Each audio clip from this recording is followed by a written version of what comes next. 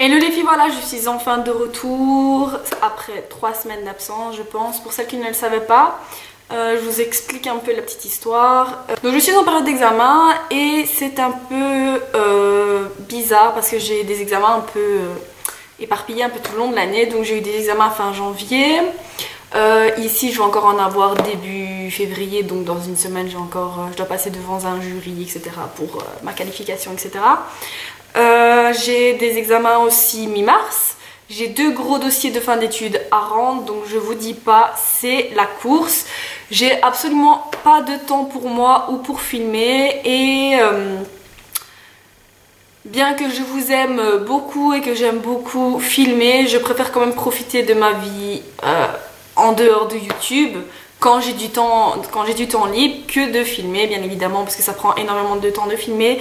Je pense que vous pouvez comprendre, hein. Donc ici j'avais un petit jour de congé, donc je me suis dit pourquoi pas filmer, mais une vidéo qui prend pas trop de temps parce que j'ai encore du boulot derrière moi. Mais donc cette vidéo, c'est d'après le titre, vous l'avez deviné, c'est le tag la palette parfaite, donc The Perfect Palette. Que je ne trouve pas spécialement waouh, mais bon, vous me l'avez réclamé et bon, après 3 semaines d'absence, je pense que c'est la moindre des choses de vous faire plaisir et de réaliser vos souhaits, si je peux dire ça comme ça. Donc on va commencer. Alors la première question, c'est la palette avec le meilleur packaging. Donc la palette avec le meilleur packaging, je pense que c'est celle de chez Paris, donc enfin Paris. La palette Sigma la palette Paris de chez Sigma, je vais y arriver, hein. Ça fait très longtemps donc je vais y arriver. Donc c'est celle-ci, je la trouve hyper jolie, elle est dans les tons colorés, etc. Elle se présente comme ceci, avec un miroir, elle est aimantée, donc elle se referme toute seule. Et elle est présentée comme ceci, elle était vendue avec un pinceau blush et un pinceau applicateur. Je la trouve super jolie et donc voilà, j'aime bien l'écriture, j'aime bien les petites fleurs, etc. C'est un peu le genre de, comment dire, de packaging que j'aime beaucoup. Et ce n'est pas un packaging salissant, on voit les traces de doigts, donc je pense que Sigma a bien géré le truc niveau palette. Donc voilà. On va passer à la deuxième question qui est les plus belles couleurs. Alors, j'aime toutes mes palettes évidemment parce que je réfléchis à 3 fois quand j'en dois en acheter une. Mais c'est vrai que les plus jolies couleurs font partie de, encore une fois, la palette Paris. Comme vous pouvez le voir, voilà les couleurs. Il y a un noir hyper pailleté qui est juste ici, un bleu nuit. Celle-là, je l'aime un peu moins, mais le reste, je veux dire, le vert d'eau qui est juste ici, le bordeaux, le violet. Et ici, c'est une sorte d'aubergine avec des reflets violets.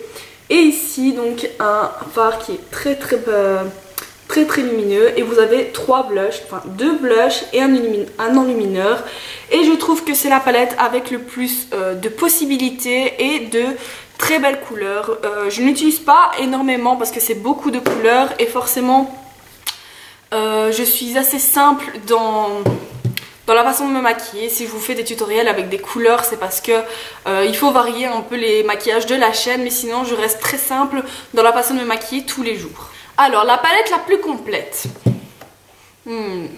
Alors la palette la plus complète, je pencherai pour la Vice, donc l'original de chez Urban Decay. Donc comme vous pouvez le voir, le packaging est pas terrible parce qu'on voit toutes les traces de doigts. Elle fait complètement dégueulasse, hein. On va dire, appelons un chat un chat. Donc elle se présente comme ceci, voilà, il y a un miroir et vous pouvez voir. Donc je pense que c'est la plus complète. Pourquoi? Parce qu'il y a autant des mats. Donc vous pouvez voir qu'il y a plusieurs mats, des irisés, des pailletés, des tons neutres, des couleurs. Donc je trouve que c'est la palette la plus complète pour moi. Je l'utilise assez souvent. Et d'ailleurs, à chaque fois que je la montre, il faut que je le dise, c'est une de mes abonnées qui me l'avait offerte. Oui, j'ai des abonnés en or. Et Letty, si tu me regardes, encore un grand merci. Je crois que je vais le dire à chaque fois. Donc voilà, pour moi, c'est la plus complète et c'est une des palettes que j'utilise très souvent. Alors, numéro 4, la meilleure pour voyager. Pour voyager, je trouve que c'est la fameuse Naked, que ce soit la 1, la 2 ou la 3. Ce sont des palettes qui sont vite mises dans une trousse à maquillage ou dans la valise. Elles prennent absolument pas de place. et en plus le packaging est très solide. Donc je trouve que c'est la meilleure palette pour voyager. Pas besoin d'acheter un miroir parce que le miroir est déjà fourni avec. Vous avez le pinceau estompeur et l'applicateur, donc il a 2 embouts qui est génial. Donc je pense que c'est la meilleure palette pour pouvoir voyager. 5e question, ton plus grand regret. On va dire que j'ai pas vraiment de regrets parce que je suis pas du genre dépensière. Quand j'achète quelque chose, j'aime bien réfléchir à 2 fois. Voilà, je dépense pas mon argent à tort et à travers. Par exemple, posséder les 3 Naked, pour moi je trouve ça absolument débile parce que ce sont des couleurs qui se ressemblent assez fort. Et moi je pars du principe, à partir du moment où j'ai pas terminé une couleur, j'ai pas terminé une palette, je vais pas aller acheter une palette similaire. Ça ne sert strictement à rien. Peut-être qu'un jour, si j'ai fini la 2, je prendrai la 1 ou la 3. Mais posséder les 3, sachant que ce sont que des nuances qui changent, je trouve ça complètement con. Maintenant, si vous avez les 3, moi, je ne juge pas, mais pour moi, dépenser mon argent pour 3 palettes qui se ressemblent, je trouve ça voilà, c'est pas nécessaire. Tout simplement. Et donc si je pouvais parler, d'ailleurs pour vous dire, j'ai une palette MAC que je vais vous la montrer. J'ai une palette MAC avec toutes les couleurs que j'ai, donc j'ai différentes palettes avec toutes les couleurs que j'ai. Les pauvres, ils sont à 3, c'est à dire qu'à chaque fois que je vais chez MAC, que je craque sur une couleur, c'est une couleur que j'ai déjà, donc je vois pas pourquoi aller l'acheter. Donc ça fait 1 an qu'ils sont à 3 et voilà, jusqu'au moment où MAC sortira de nouvelles couleurs, peut-être que je la remplirai. Donc pour vous dire que je suis pas du tout dépensière à ce niveau là, et donc je n'ai pas vraiment de flop ou de déception. Franchement non, j'ai pas vraiment de palette à vous présenter. Les meilleurs intitulés des couleurs. Alors j'ai bien regardé un peu toutes mes palettes. Il y a des palettes où les couleurs sont juste imprononçables. Il y a des palettes où c'est absolument pas recherché. Et il y a une palette qui a un peu retenu mon attention. C'est celle de The Balm. Donc elle est comme ceci, c'est la Nude Tude.